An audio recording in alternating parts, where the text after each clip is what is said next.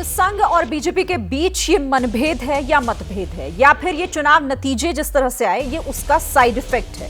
इसी पर हम चर्चा कर रहे हैं। गीता भट्ट जी, आपके पास आते हुए इससे थोड़ी देर पहले जब आपसे बात हुई थी तो आपने कहा था कि ऐसा नहीं है कोई पहली बार है, और प्रभु चावला जी ने भी यही कहा। लेकिन इस तरह से पब्लिक में अगर ये मैसेजिंग जा रही है, ये मैसेजेस वहां तक पहुंच रहे हैं कि भाई ऐसा मनमुटाव बीजेपी और संघ के बीच देखने को मिल रहा है, तो आपको नहीं लगता कि अगर ऐसा है भी तो इसको क्लैरिफाई करने की जरूरत है, इस पर एक स्पष्टीकरण देने की जरूरत है कि ऐसा कुछ है नहीं?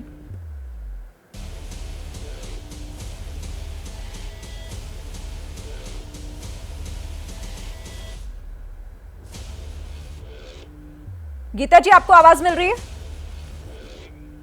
जी जी, अब मिल रही है। जी गीता जी, अगर इन बयानों को लेकर मैं पूछ रही हूं आपसे कि अगर वाकई इस बयानों का ये मतलब नहीं है, लेकिन आम जन तक तो यही मतलब पहुंच रहा है ना, एक मैसेज तो यही जा रहा है कि कहीं ये नतीजों के बाद का साइड इफेक्ट तो नहीं है, ऐसा तो नहीं है कि वाकई वो खाई बढ़ रही है, स्पष्टीकरण की जरूरत यहां पर नहीं पड़ जाती है?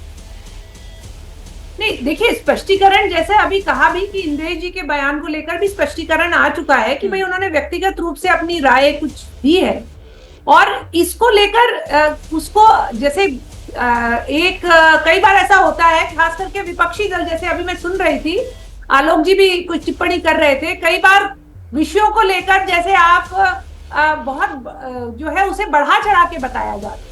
ऐसा नहीं है, कुछ मंथन के विषय होते हैं, वो मंथन के विषय अभी प्रभु चावला जी हमारे वरिष्ठ हैं, उन्होंने भी ये विषय रखा कि वो बातचीत आपस में चलती रहती है। लेकिन कई विषय ऐसे हैं, खास करके जो चुनाव को लेकर बार बार कहा जा रहा है, उनमें एक अंतर करने की आवश्यकता है। ये कोई चुनाव से जुड़े हुए विषय नहीं है, क्योंकि संघ कोई जो है राजनीतिक संगठन नहीं है, वो राष्ट्र निर्माण करने वाला संगठन है, और हमेशा ही वो भारत के लोकतंत्र के लिए खड़ा रहा है।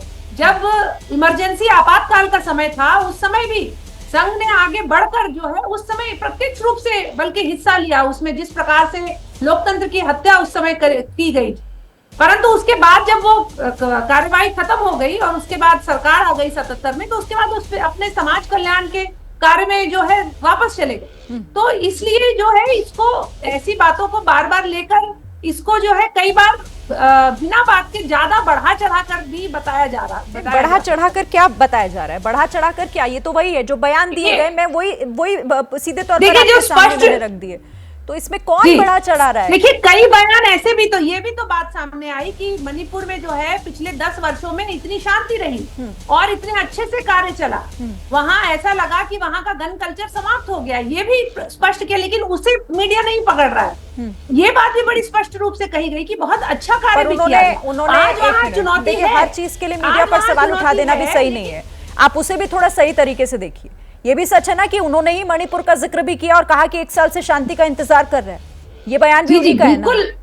मैं बिल्कुल वही कह रही हूँ। तो आज वहां, लेकिन जो वो चुनौती है, उस चुनौती को जो है संबोधित करने की आवश्यकता है, ये बात कही गई, ये सत्य बात है। और ये भी मैं आपके लिए मैं ये भी बताना चाहूंगी कि देखिए वहां की समस्या जो है, फिर आप पूरा बताइए, आपने इसको छोड़ दिया। मुझे 10 सेकंड दीजिए मुझे। मैं सिर्फ ये कहना चाह रही हूँ कि वहां के जो राजनीतिक दल ने जब अब दोनों समुदायों की, कुकी और मेती समुदायों के अपने वहां के जो विधायकों की बैठक बुलाने का प्रयास किया, तो वो बैठक तक नहीं कर पाए। वहां की जो समस्या है, वो जो वहां की सामाजिक समस्या है, वो बड़ी गूढ़ समस्या है। उसको एक सामाजिक रूप से, और उसमें बिल्कुल राज्य को भी एक पहल करने की आवश्यकता है, इसमें कोई दो राय नहीं।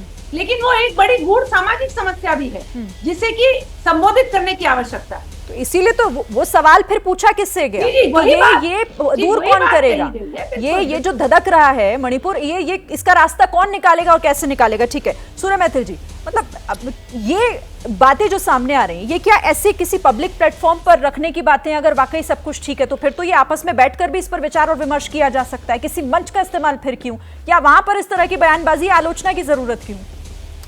धन्यवाद। पहले मैं आपके प्रश्न का भी उत्तर दूंगा, लेकिन उससे पहले जो समाजवादी पार्टी के प्रवक्ता लगातार बोल रहे थे जूतम पेंजार और कई प्रकार के शब्द, तो मुझे वो 4 लाइनें याद आती हैं इनके लिए। नज़र नहीं है और नज़ारों की बात करते हैं, ये ज़मीन पर चांद तारों की बात करते हैं। कल तक हाथ जोड़कर बस्तियां लूटने वाले आज भरी सभा में सुधारों की बात करते हैं। कौन सी पार्टी के ये नेता हैं जिस पार्टी में जो संस्थापक थे उनको धक्का देकर ज़मीन पर, जिनके संग पार्टी छीनी गई, चाचा को भतीजे ने जिस प्रकार से अपमानित किया भरे मंच से, ये लोग किस प्रकार की जूता पंजार की बात करते हैं? पहले अपने इतिहास को आप खंगालिए, उसके बाद किसी दूसरे पे प्रश्न उठाइए, महत्वपूर्ण बात। दूसरी चीज, यदि कहीं पर किन्हीं कारणों कुछ कैंडिडेट्स नहीं जीत पाए तो उनकी जो मैं ये कहूँ समीक्षा बैठक है वो चल रही है। एक संगठन जिससे भारतीय जनता पार्टी का उदय हुआ, यदि वो पितृ संगठन कुछ विषयों पे अपना प्रश्न उठा रहा है या नाराजगी जाहिर कर रहा है, तो ये तो एक स्वस्थ जो लोकतंत्र और स्वस्थ कार्यशैली का ही तो एक ताजा उदाहरण आप देखिए ना।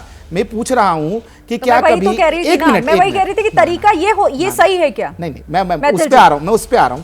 देखिए, बैठकें हो रही हैं और लगातार बैठकें हो रही हैं। मैं आपको बता देता हूं, जिस दिन ये रिजल्ट आए उसके अगले 2 दिन बाद ही बैठक हुई माननीय कई बड़े नेताओं के संघ के प्रमुख जो हमारी केंद्रीय कार्यदर्शक मंडल है उनकी भी बैठक हुई, 2-3 अधिकारी लगातार वहां बैठकें चल रही हैं। हाँ। अब माननीय सरसंघ चालक, पूज्य सरसंघ चालक जी ने जब कोई अगर उद्बोधन दिया है तो उस उद्बोधन में उन्होंने कई चीजें ऐसी भी कही हैं जिनको कि हम लोग पकड़ नहीं पाए। जैसा कि गीता बहन जी ने बताया भी कि उन्होंने यदि मणिपुर का नाम लिया तो साथ ही साथ उन्होंने मणिपुर में जो पिछले 10 साल में कार्य हुए, उत्तर पूर्व में जो लगातार 10 साल में कार्य हुए, उनका भी उन्होंने उल्लेख किया था। लेकिन वो कहते हैं ना, कुछ चीजें ऐसी हैं जो कि आप इग्नोर कर गए। लेकिन उसमें एक इशारा छिपा था, आप उसे नहीं देख। नहीं तो मैं कह रहा हूं ना, मैं सहमत हूं, पास भी है, लेकिन उसमें क्या इशारा है वो उस पर आप नहीं जा रहे। शिरीन सुनिए, मेरी बात सुनिए, आप समझिए इस चीज को।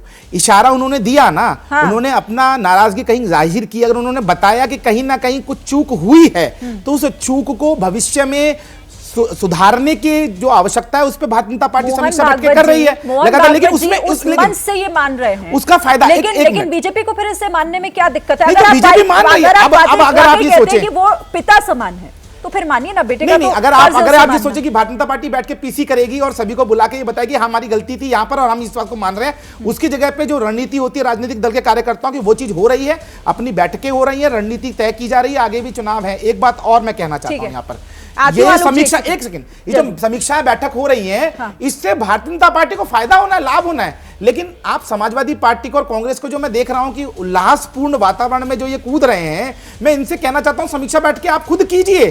क्योंकि कैसे राहुल गांधी जी लगातार 4 बार फेल हुए, कैसे अखिलेश भैया ने कहा था कि राहुल और कांग्रेस पर आ गए। सवाल मणिपुर का था, समीक्षा बैठक राहुल और ठीक है, उनका जवाब मैं आलोक जी और राजकुमार जी से लूंगी, लेकिन आपसे सवाल मेरा मणिपुर का था, फिर आप उसमें गोल गोल घुमा गए। चलिए ठीक है।